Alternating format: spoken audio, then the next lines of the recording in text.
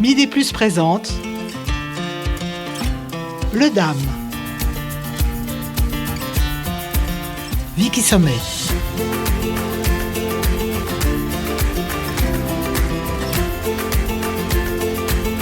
Bonjour à toutes et à tous. Nous allons essayer aujourd'hui de rompre le silence qui entoure les faits de violence, violences verbales et physiques, à l'encontre des femmes. Celles qui ont essayé de dire non et n'ont pas pu se faire entendre, comme celles qui n'ont pas osé s'opposer à un agresseur par peur, honte, voire même culpabilité. Mais pourquoi ce silence assourdissant, qui interpelle peu les auteurs d'actes délictueux, est mal compris par les proches d'une femme agressée et mal entendu par la justice ?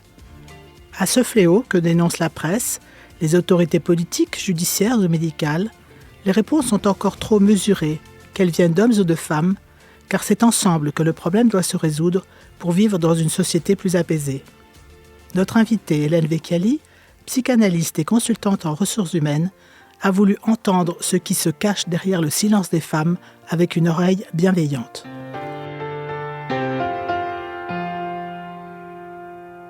Et le monsieur me dit je suis trempée, je veux me changer, tu veux pas m'accompagner, je suis juste là.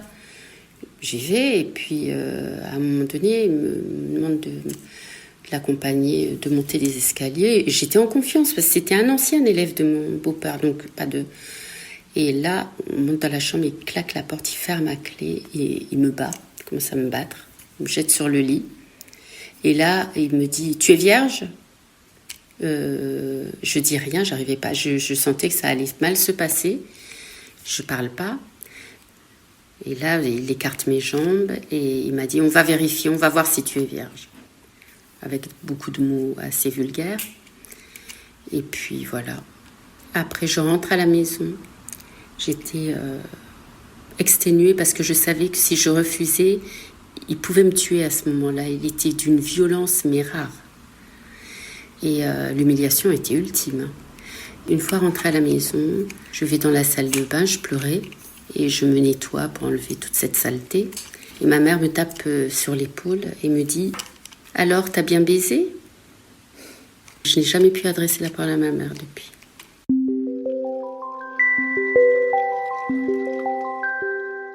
Hélène Vecchiali, bonjour. Bonjour Vicky. Nous avons écouté la violence avec des mots. Il y a le mot viol, même s'il n'est pas prononcé. Et la violence, si on regarde bien, c'est un mot qui a pour étymologie, tout comme celle de l'adjectif violent et du verbe violer, le mot latin vi ou vis, qui signifie force en action, force exercée contre quelqu'un.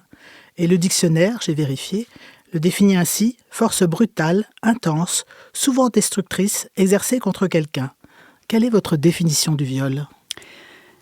C'est pas ma définition, je crois qu'il est important de donner la vraie définition de la loi du 21 avril 2021. C'est tout acte de pénétration sexuelle, de quelque nature qu'il soit, ou tout acte bucco-génital commis sur la personne d'autrui ou sur la personne de l'auteur, par violence, contrainte, menace ou surprise. Donc ça, c'est la définition officielle. Et effectivement, les viols sont méconnus dans la mesure où on pense tout le temps qu'il s'agit d'un monsieur dans un parking avec un gros couteau, alors qu'en fait, 86% des viols sont commis par des proches. La famille, les amis ? Oui, les amis, les copains, voire les maris. Parce que le viol conjugal fait partie aussi de cette liste ? Oui, effectivement. Ce qui est difficile, c'est que dans la mesure où c'est commis par des proches, certains s'autorisent à dire qu'il ne s'agit pas de vrais viols, mais que là, ça serait des faux viols, comme si on pouvait parler de vrais assassinats ou de faux assassinats. Le viol commis par un proche est souvent décrit, pourrait même être décrit comme une malheureuse bousculade, mais finalement, c'est pas si grave que ça.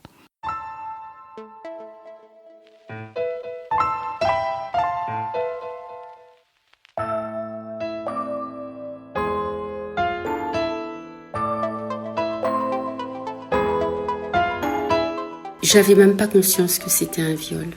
Je savais que c'était pas normal, mais le mot viol, jamais je l'aurais mis là-dessus parce que je savais même pas que ce mot, que ce que j'avais subi, s'appelait un viol. Le mot viol, effectivement, n'est pas toujours très bien compris, pas très bien utilisé et peut-être pas très bien ressenti. Vous parliez des viols dits intrafamiliaux. On peut y mettre, au-delà du viol conjugal que j'ai évoqué, on peut y mettre aussi l'inceste, car c'est aussi un acte commis par un proche. Oui, et le pire de tous, puisque c'est un parent et souvent le père sur une fille, oui, effectivement. Presque toujours des hommes face à des jeunes femmes ou des femmes. L'inverse est rare. Oui, c'est rare, oui. Peut-on comprendre pourquoi? Parce qu'on n'a pas les mêmes pulsions quand on est un homme ou une femme. Oui, et puis parce qu'il y a toute une société avec cette culture du viol dont on parlera certainement et qui fait que puis le rapport de force est différent, bien évidemment. Alors, on peut peut-être accepter, et vous allez me dire si c'est le cas, si la bouche dit non, parfois le corps dit oui. Est-ce que c'est aussi une attitude inconsciente? Oui, là on est dans le territoire du consentement, le consentement sexuel qui est peut-être remis en cause par certains. Le corps peut dire oui dans la mesure où il y a une sidération et qu'il y a une nécessité de se dissocier à ce moment-là. Donc les femmes peuvent se retrouver bloquées dans cette dissociation avec la tête qui dit non et le corps qui se laisse faire parce que c'est une histoire de survie. Vous avez évoqué les viols et les faux viols. Ça veut dire quoi? Je disais que certaines personnes pensent que quand c'est un viol par un proche, c'est un faux viol, parce que, suivant la conscience populaire, le vrai viol serait par un inconnu, par surprise, dans un parking, sous un tunnel, etc. Donc c'est là où, effectivement, certaines personnes s'autorisent à penser que le viol par des proches, c'est pas si grave que ça, et on est plus dans le faux viol que dans le vrai viol. Et vous avez évoqué le consentement. Est-ce que aussi le consentement, c'est juste dire oui ou dire non? Ou est-ce qu'il y a différentes mesures ou différents paliers peut-être dans ce mot consentement? Dans le consentement, c'est vraiment un acte où il n'y a pas de zone grise, c'est oui ou non. Il faut savoir que 20% des Français, des hommes, pensent qu'un non d'une femme peut vouloir dire un oui. Donc c'est assez spectaculaire. Et 25% pensent que dans le domaine sexuel, les femmes ne savent pas ce qu'elles veulent. Donc en gros, quand elles disent non, c'est oui. Quand elles disent oui, c'est non. Quand elles disent rien, c'est oui. Et quand elles disent oui, c'est oui. En somme, elles disent tout le temps oui, quoi. Donc c'est assez tragique. Donc la zone grise, d'après vous, elle existe? Elle n'existe pas? Elle n'existe pas. Il y a du blanc et du noir, mais il n'y a pas de gris. Alors on va plus loin peut-être dans cette réflexion. Vous pensez, et d'autres le disent parfois, il y a un mythe des femmes qui, soi-disant, désireraient être violées. J'ai bien dit un mythe, mais j'ai un peu de peine à le croire. Oui. La psychanalyse, et pourtant je suis psychanalyste, la psychanalyse a fait beaucoup de mal dans ce domaine, puisque les femmes sont décrites par beaucoup, Freud, Jung, Lacan, etc., sont décrites comme passives et masochistes. C'est-à-dire qu'elles seraient inactives dans une relation sexuelle et elles aimeraient souffrir. Donc c'est sûr que là, le viol serait idéal pour elles. Selon un sondage Ipsos publié en décembre 2015, en France, la notion de consentement ne semble poser aucune difficulté à 21% des répondants qui soutiennent que les femmes peuvent prendre du plaisir à être forcées. Donc 21% en 2015. C'était pas il y a 300 ans. Donc, on peut être inquiet et on en est encore là, quoi, avec ce fantasme des femmes qui désiraient être violées. Alors, ce qui m'ennuie, vous avez prononcé le mot plaisir. Or, une relation sexuelle normale, apaisée, désirée, c'est pour effectivement retrouver une sorte de plaisir ou du plaisir tout simplement. Or là, on parle de plaisir, mais dans la douleur, dans la souffrance, c'est plus du tout la même chose.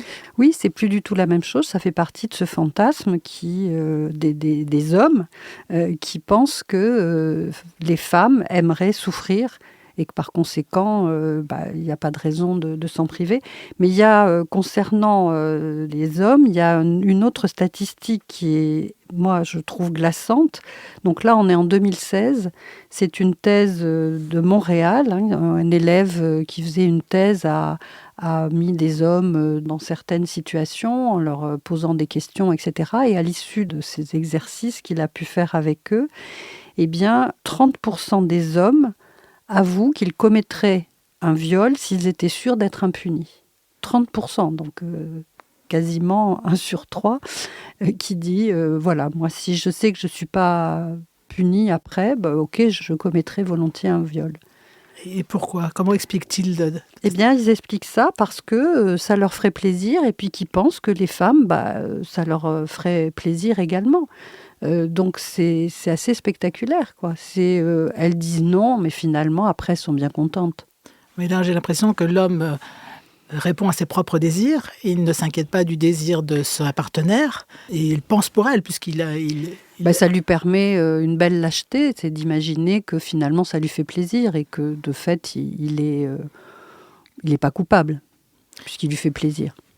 Hélène Décali, vous venez de prononcer un mot important, la punité.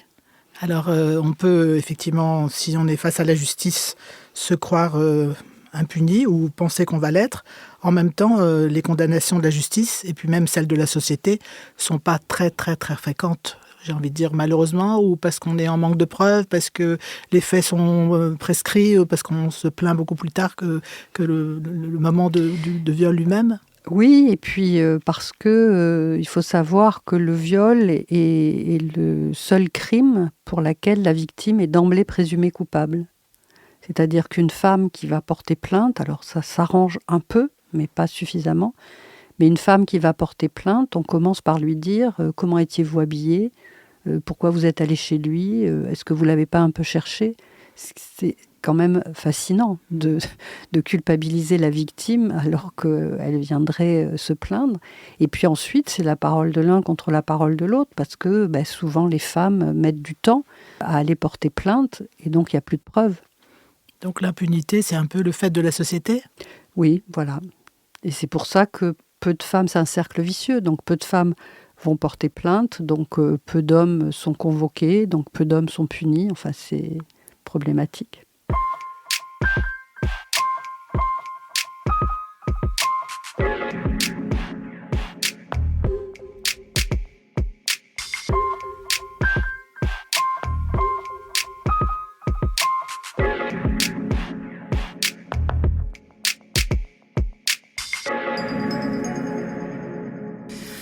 Après, quand je suis allée vers lui, il m'a vraiment accueilli les bras ouverts. Je sentais pouvoir sortir d'une certaine, ce que j'appelais une médiocrité de vie, parce que j'avais faim, parce que j'avais pas beaucoup d'avenir, et puis j'avais été déjà un peu tuée. Et puis là, ça se passe pas bien. Alors ça va être 6 années où j'ai affaire à, comme le professeur de la Salpêtrière me l'a dit, un dangereux psychopathe qui aime plus que personne sa fille. Il me dit que aucun homme ne m'aimera plus que lui, que je suis la plus intelligente, la plus belle, etc. Tout est très bizarre, je comprends plus rien. Ça va à une vitesse très, très folle. Et là, je passe d'un monde où j'avais très faim à uniquement des restaurants étoilés. À 20 ans, même pas, avant 20 ans, je prends l'avion, il m'ouvre un compte en Suisse. On fait les tests ADN, voilà, et je suis sa fille, mais je n'ai pas son nom, toujours pas. Pourquoi, je ne sais pas. C'est un jeu machiavélique qui commence.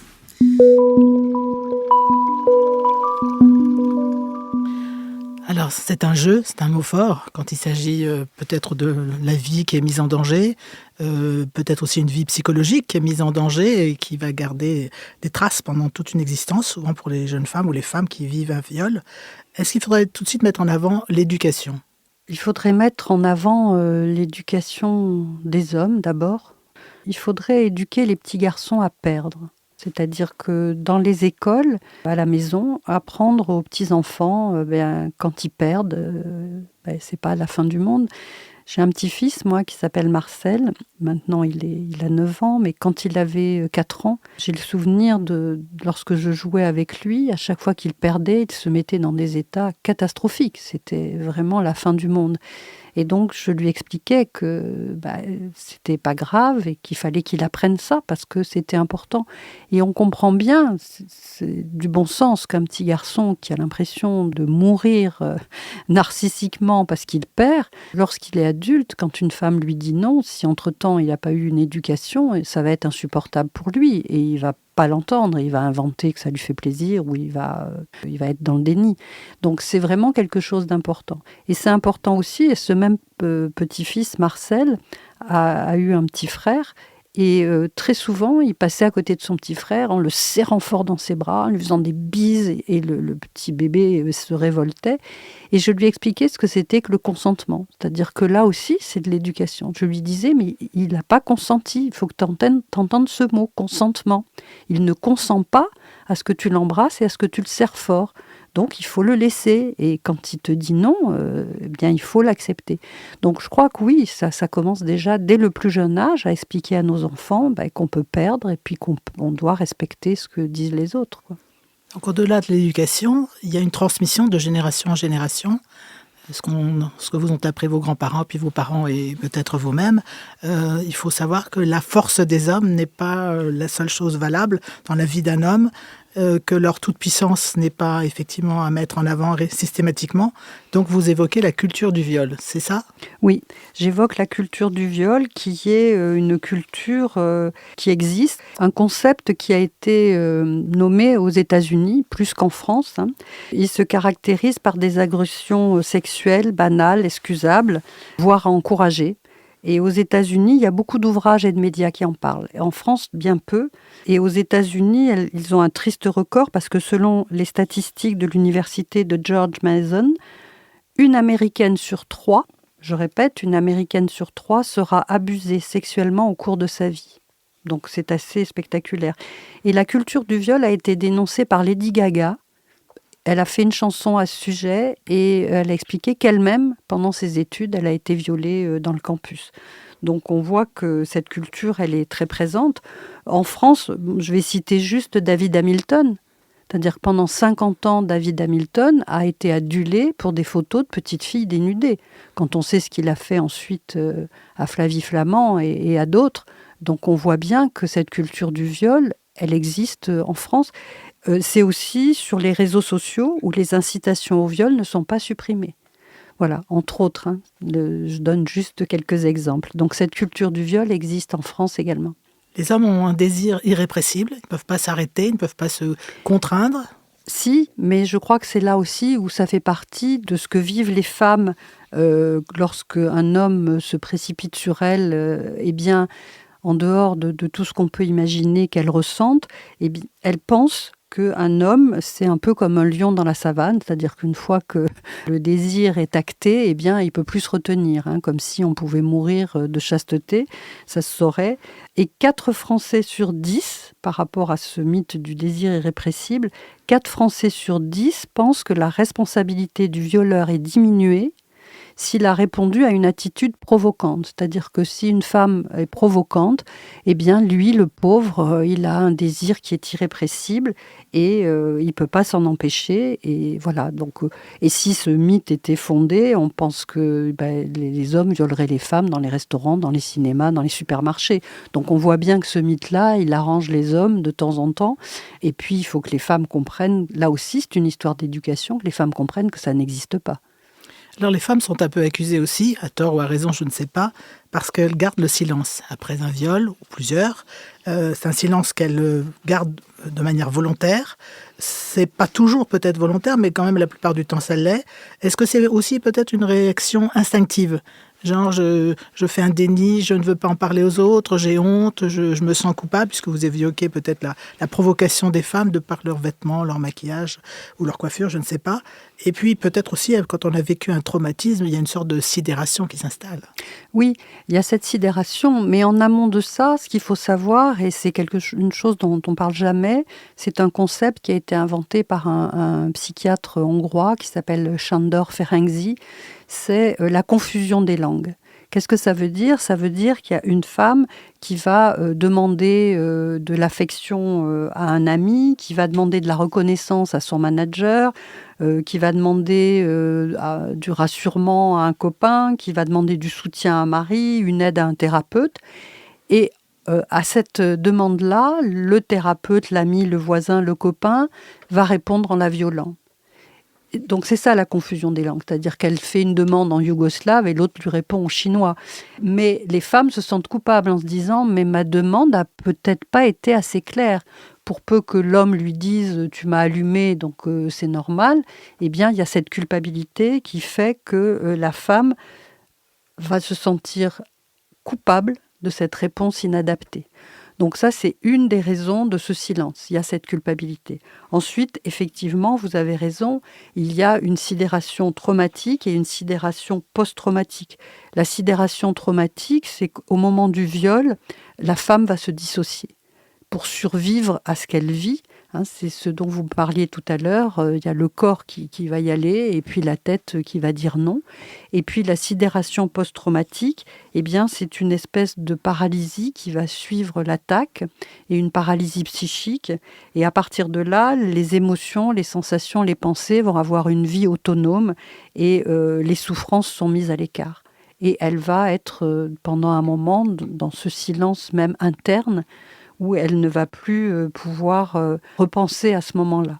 Donc cette sidération va faire qu'elle va s'inventer à elle-même et aux autres une histoire officielle pour supporter cette tragédie. Elles vont enfouir dans une crypte tout ce qui leur est arrivé.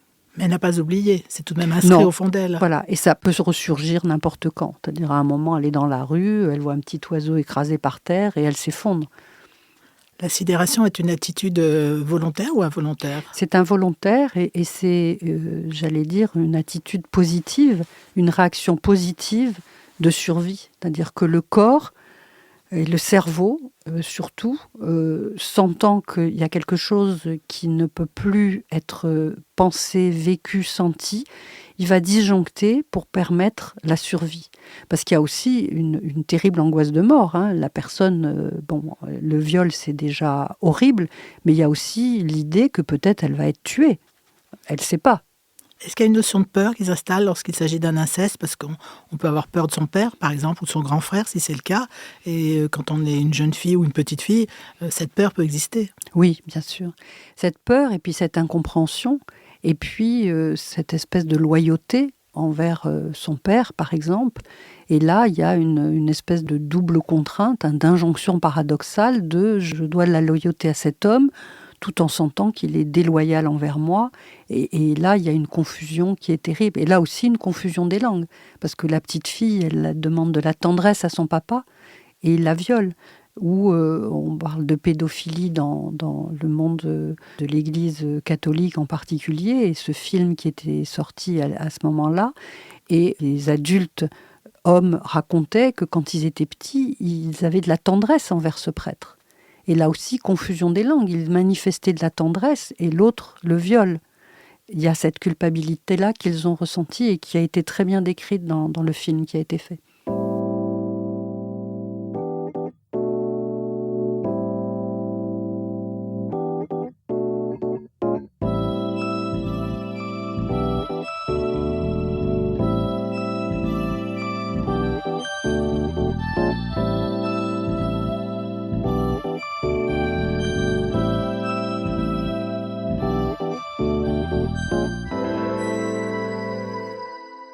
Je sais pas ce qui se passe dans sa tête, c'est vraiment pas.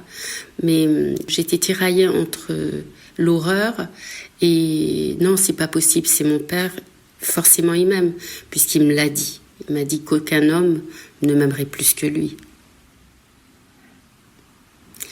Donc je le crois. N'importe quel enfant croit son père, surtout son père, ça. Mais je pense que malheureusement, il n'a pas bien compris que l'Oedipe, même tardivement, ça n'est sûrement pas passé à l'acte, mais il passe à l'acte.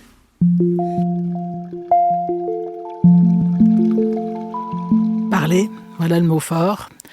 Il y a des circonstances, il y a du temps qui passe, mais peut-être parler, c'est la solution pour arriver à effacer ce traumatisme, ou du moins à le comprendre et à l'accepter.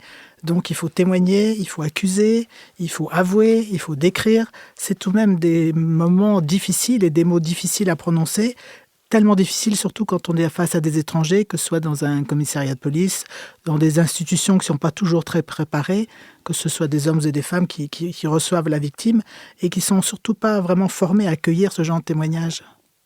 Oui, les victimes appellent même ça les institutions des oreilles bouchées. Alors, on sait qu'il y a de plus en plus de formations, il y a de plus en plus de gens qui sont adaptés à écouter, mais c'est malheureusement pas trop fréquent.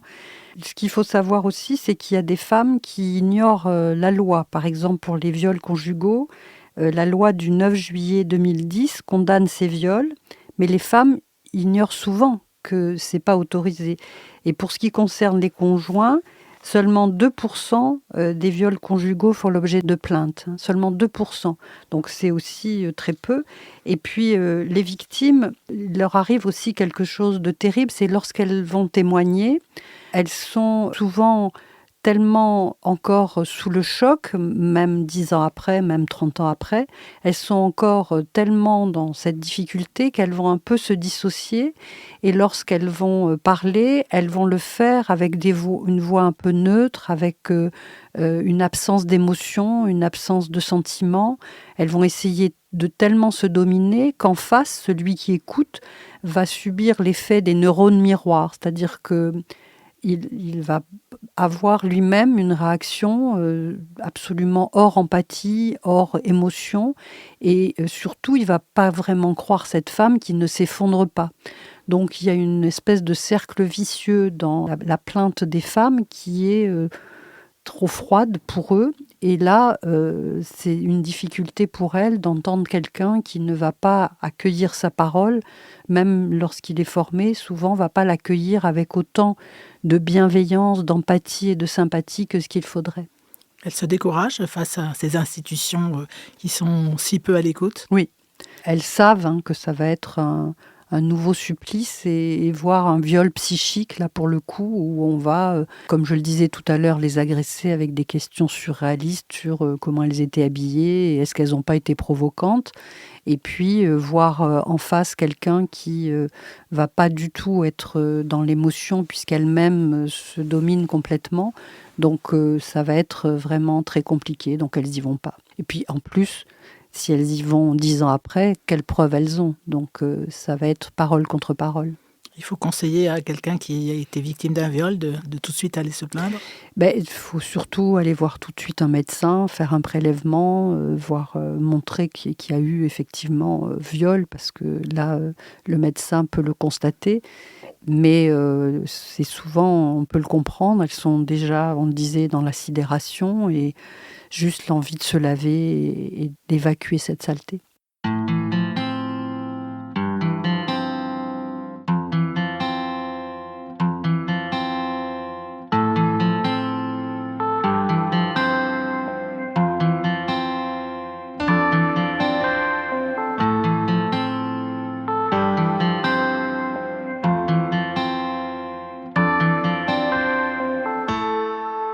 Il y a des personnes qu'on ne peut pas condamner, il y a des choses qu'on ne peut pas dire, il y a des mots qu'on ne peut même pas prononcer, le mot viol. Quand je lis sur le rapport d'hôpital que j'ai été violée par mon père, pour moi, je n'arrive pas à comprendre encore ces mots. Parce que je l'ai dit au bout de 30 ans à l'hôpital, grâce à une grande dame, une psychothérapeute qui est rentrée dans ma chambre, qui est clinicienne, et ça a été la première à qui j'ai parlé. Je lui ai parlé des somnifères et à partir de là, le service, au bout de 11 ans d'hôpital, j'y été hospitalisée presque tous les 2 mois. Et à ce moment-là, j'étais bipolaire. Les traitements ne stabilisaient plus ou moins, mais j'étais vraiment... Et puis je me suis battue pour essayer de sortir, de stabiliser cette bipolarité, mais c'était compliqué. Donc ils ont commencé à retirer les somnifères quand j'ai commencé à parler. Ils ont commencé à s'apercevoir d'autres choses derrière la bipolarité. Et puis au bout de 11 ans, la bipolarité se transforme en Alzheimer. Sans trace sur l'IRM, c'est ma chance. Parce que là, on comprend que c'est un traumatisme et je suis obligée de parler.